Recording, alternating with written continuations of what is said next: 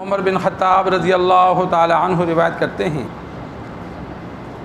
کہ آپ صلی اللہ علیہ وسلم نے فرمایا اعمال کا دار و مدار نیت پر ہے اور آدمی کو وہی ملتا ہے جس کی اس نے نیت کی۔ جس شخص نے اللہ اور اس کے رسول کے لیے ہجرت کی تو اس کی ہجرت کرنا اللہ اور اس کے رسول کے لیے ہے، اور جس نے ہجرت کی کہ وہ دنیا حاصل کرے یا کسی عورت سے شادی کرے تو اس کی ہجرت اسی کے لیے ہے جس کی طرف اس نے ہجرت کی۔ محدثین نے اپنی کتابوں میں اس حدیث کو اول نمبر پہ رکھا۔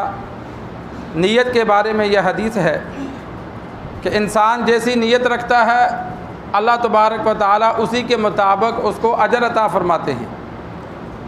تو نیک کاموں میں نیت کا اعتبار ہوتا ہے، برے کاموں میں نیت کا اعتبار نہیں ہوتا۔ انسان چوری کرے اس نیت سے کہ میں غرباء پہ خرچ کروں گا تو وہ گناہ ہے، وہ گناہ ہی رہے گا۔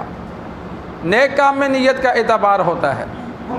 ایک شخص نے مکہ چھوڑا مدینہ آیا، لیکن وہ ایک عورت نے شادی کا اس نے پیغام دیا تو اس نے آگے سے جواب دیا کہ تو مستقل مدینہ رہے گا تو میں شادی کروں گی، اگر مکہ رہے گا تو میں نہیں کرتی۔ تو وہ مکہ چھوڑ کر مدینہ آیا۔ اب صحابہ تو ہجرت کر کے آئے تھے دین کے لیے، وہ مکہ سے مدینہ آیا شادی کے لیے۔ تو آپ صلی اللہ علیہ وسلم سے پوچھا آیا اسے بھی ہجرت کا ثواب ملے گا؟ آپ صلی اللہ علیہ وسلم نے فرمایا نہیں، انسان کی نیت پر اجر ملتا ہے، اس نے ہجرت کی نیت نہیں کی، وہ تو شادی کے لیے آیا ہے۔ تو نیت پر اللہ تبارک و تعالی اجر عطا فرماتے ہیں۔ اگر ہماری نیت ہوگی انشاءاللہ ہم نے پورے رمضان کے روزے رکھنے۔ ایک تو ہوتا ہے نا کہ ہمارے جس طرح نوجوان ہیں چلو ایک دو رکھ دیے پھر چھوڑ دیے، یہ ہماری پہلے سے نیت ہوتی ہے۔ تو اگر ہماری نیت نہیں ہوگی روزے رکھنے کی اور مر گئے تو ہمیں اجر نہیں ملے گا۔ ہماری نیت ہوگی کہ انشاءاللہ ہم پورے رمضان کا حق ادا کریں گے، پورے رمضان کے روزے رکھیں گے، پورے رمضان میں قرآن مجید کی تلاوت کریں گے، نمازیں پڑھیں گے۔ جیسی ہم نیت رکھیں گے اللہ ویسے ہمارا اجر عطا فرمائے گا۔ اور ساتھ کوشش بھی کریں، صرف نیت نہیں۔ انسان جب نیت کرتا ہے تو اس کے لیے کوشش کرتا ہے۔ جس طرح دنیا کے ہم کوئی کام کرتے ہیں، پلاٹ خریدتے ہیں، مکان بناتے ہیں، تو اس کے لیے یکدم نہیں کام ہوتا، پہلے تھوڑی تھوڑی کوشش کرتے ہیں، پیسہ جمع کرتے ہیں۔ اسی طرح انسان جب اپنے اندر تبدیلی لانا چاہتا ہے کہ میں نیک بن جاؤں، رمضان المبارک کا مقصد صرف یہی ہے کہ انسان نیک اعمال کرنے والا بن جائے، برے کام چھوڑنے والا بن جائے۔ تو ہم گناہوں کو چھوڑیں اور نیک اعمال جو ہم رمضان المبارک کے علاوہ نہیں کرتے تھے یا کرنا چھوڑ گئے یا ہم کرتے نہیں تھے، تو رمضان المبارک میں سچے دل سے توبہ کر کے انسان وہ سارے اعمال جو کرنے پر اللہ اجر دیتا ہے وہ شروع کریں، اور ہر وہ کام جو شیطان نے یا ہمارے نفس نے ہم سے برا کروایا، جو ہم برے کام کرتے ہیں، ہم ان کو چھوڑ دیں۔ جب ہم یہ نیت کریں گے اور ساتھ کوشش کریں گے تو پھر اللہ مدد کرے گا۔ ہم نیت بھی نہیں کرتے، کوشش بھی نہیں کرتے، گناہ چھوڑنے کی ہماری نیت بھی نہیں ہوتی اور کوشش بھی نہیں ہوتی کہ چلو آج نہیں کرتا، دوسرے دن ہو چلو یار آج نہیں کرتا۔ اللہ کا وعدہ ہے اللہ یجتبی الیہ من یشاء ویہدی الیہ من ینیب۔ اچانک اللہ کسی کو اپنی طرف کھینچ لے، اللہ نے فرمایا یہ میری مرضی ہے۔ کتنے ہی گناہ گار تھے کہ جو انتہائی بدتر قسم کے گناہ گار تھے، لیکن کوئی ایک واقعہ ہوا جس سے فوراً وہ نیک بن گئے، یا اللہ نے فرمایا میری مرضی جسے بناؤں۔ ہر ایک سے وعدہ نہیں ہے یکدم کسی کی کایا پلٹ دینا، جہنمی سے جنتی بنا دینا، رب نے فرمایا میری مرضی ہے۔ لیکن اگلا اللہ نے وعدہ فرمایا اللہ یجتبی الیہ من ویہدی الیہ من ینیب۔ اللہ نے وعدہ فرمایا، یہاں من یشاء نہیں فرمایا، اللہ نے فرمایا جو میری طرف آنا چاہے گا اس کی مدد کرنا مجھ پہ لازم ہے۔ ویہدی میں رہنمائی کروں گا، الیہ اس کی، من ینیب جو میری طرف رجوع کرتا ہے، کہ جو میری طرف نیک بننا چاہتا ہے تو میں اس کی رہنمائی کروں گا، یعنی جو رکاوٹیں آئیں گی اگر وہ ڈٹا رہا تو میں رکاوٹوں کو دور کر دوں گا۔ تو ایسے ہزاروں واقعات ہیں کہ جو لوگ دین پر چلنے لگے تو کچھ پریشانیاں آئیں، لیکن وہ اپنی دین پر ڈٹے رہنے کی وجہ سے اللہ نے ان کی ساری پریشانیوں کو دور کر دیا۔ لیکن یہ تب ہوگا کہ جب ہماری نیت ہوگی نیک بننے کی۔ تو جب ہم نیک بننے کی نیت کر کے اپنی زندگی گزارنے لگیں گے تو اللہ تبارک و تعالیٰ کی ہر وقت ہمارے ساتھ مدد رہے گی۔ تو رمضان المبارک کا مہینہ ہے تو انسان کوشش کرے نیک اعمال کرنے کی، برے کام چھوڑنے کی، اور رمضان المبارک کے مسائل سیکھ کر اس کے مطابق روزہ رکھے۔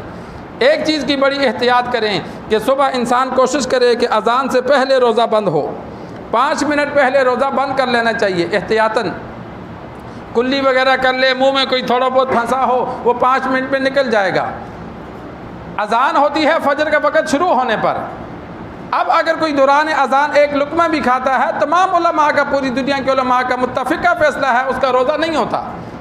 آج ہم پورا سال نمازیں یہ کیلنڈر سائنس ٹیکنالوجی کے اعتبار سے پڑھتے ہیں، تو اسی ٹیکنالوجی کے اعتبار سے ہمارے روزے بھی ہیں۔ آپ صلی اللہ علیہ وسلم کے دور میں درختوں کا سایہ دیکھ کر نظام چلتا تھا، آج ہم سایہ نہیں دیکھتے، ہم گھڑی دیکھ کر چلتے ہیں۔ اور یہ جو کیلنڈر ہیں یہ جدید ٹیکنالوجی کے اعتبار سے انہوں نے اوقات مقرر کیے ہیں اسی سائے کے اعتبار سے، کہ صبح کی روشنی اس وقت شروع ہو جاتی ہے، سورج اس وقت غروب ہو جاتا ہے، تو ہم پورا سال اسی کے اعتبار سے مغرب کی اذان دیتے ہیں۔ تو اسی طرح مغرب کی اذان ہو تو پھر افطار کیا جائے۔ اگر کہیں اذان دیر ہے، اپنی گھڑی انسان دیکھ لے، گھڑی کا وقت ٹھیک ہو تو جتنے وقت پہ افطار ہے اس وقت افطار کرے، اس سے پہلے نہ کرے۔ افطار تو ہم چلو وقت پر کرتے ہیں، لیٹ بھی ہو جائیں تو کوئی بات نہیں، لیکن سحری میں لیٹ ہوں گے، وقت گزرنے کے بعد 4:11 پہ اگر روزہ بند ہے تو 11 پہ ہی سے پہلے بند ہو، 12 منٹ پر منہ میں لقمہ بھی نکلیں گے تو روزہ نہیں ہوگا، پورا دن بھوکا رہنے کا کیا فائدہ ہوا؟ تو یہ اکثر لوگ آج کل غلطی کرتے ہیں، وہ کہتے ہیں جی اذان ہو تو کھا، کوئی حرج نہیں۔